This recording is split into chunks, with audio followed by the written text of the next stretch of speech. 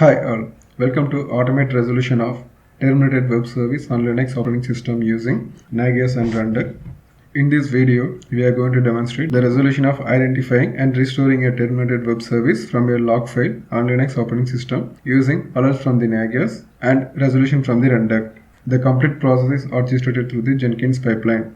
The tools which are used for this scenario are GitLab is used for source code management, Jenkins is used for continuous integration, Nagios is used as a monitoring tool. Rundeck is used for a runbook automation tool. Let's explore the workflow of automated resolution of terminated web service restoration on Linux operating system using Nagios and Rundeck stage by stage. In the first stage, Jenkins job will pull the script from the GitLab.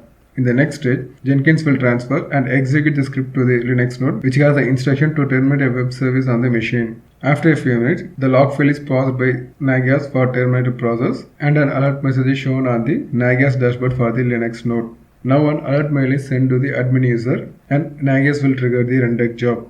In the next stage, the Rundeck job will execute the script to restore the terminated web service on the Linux node. Once the Rundeck job completes, the terminated web service would have been restored and it has come back to normal on the Linux node and the resolution email will be sent to the admin user. Finally, the terminated web service restoration resolved message is shown on the Nagios dashboard for the Linux node.